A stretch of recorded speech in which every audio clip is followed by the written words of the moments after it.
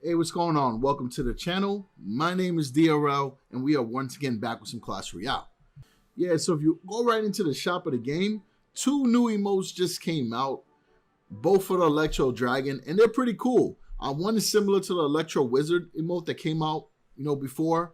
But if you guys were watching CRL, one of these emotes did leak during the match, so I kind of knew about the one that looked like the Electro Wizard, and I thought it was pretty sick.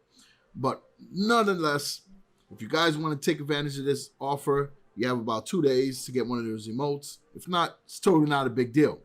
But in today's video, what we will be discussing is a Elite Barbarian Hog cycle deck.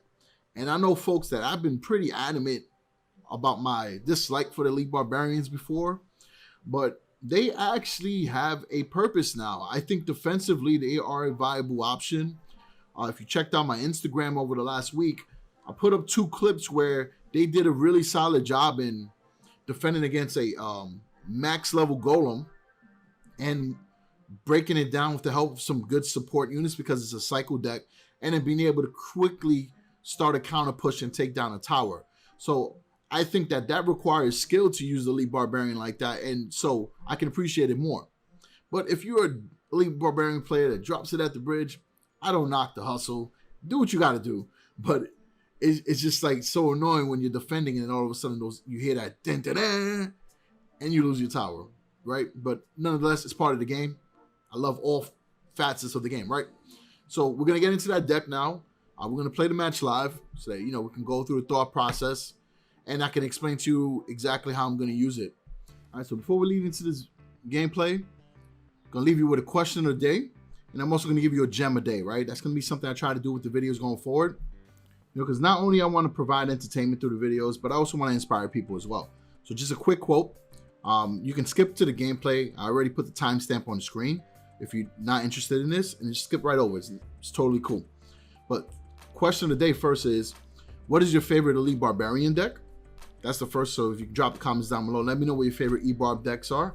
I might even try to do a video on it. I'll test out the deck, and then I'll give you a shout out if I use your recommendation.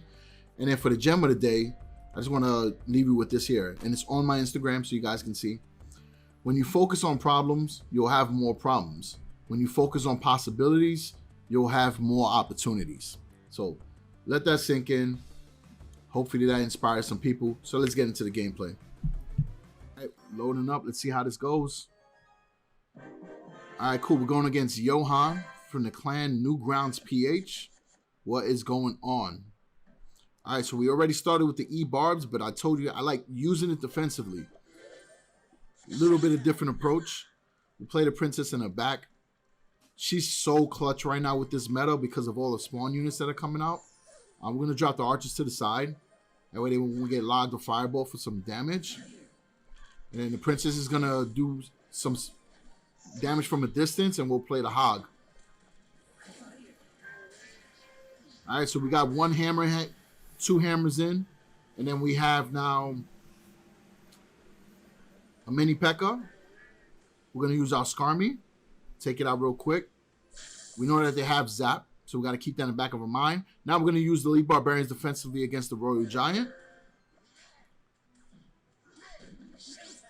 We'll play the archers to the side to support against the Wizard. And then look, we got one E-Barb. We can play the Hog right behind it, because it is kind of a little bit of a tank. And now we're going to get some more hits in. Now their archers are going to swing over. As soon as they swing over, I'm going to play this log, do damage against them, and hit the tower. So now we're in a really good spot, folks. We did a lot of damage on that push. And we still got a decent amount of elixirs to defend. All right, so they play Tombstone. I'm going to let the tower just chip away at the skeletons. Now, I got a little bit lucky, right? Because aside from the tower difference, some of this players' cards are at a lower level. So I'm not even going to lie to you guys. I'm going to keep it real. It makes the match a little bit easier. But as you guys can see, the concept behind the deck, is applicable to all types of levels. So we'll use the E-Barbs again.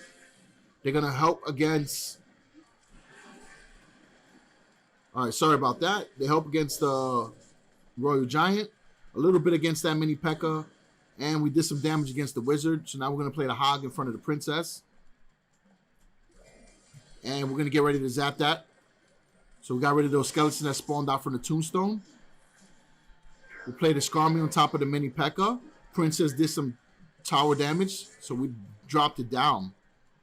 And we were bleeding a little bit of elixir there. I apologize. Sometimes when you're playing live, you kind of forget about that, right? We're going to use the ebarbs again.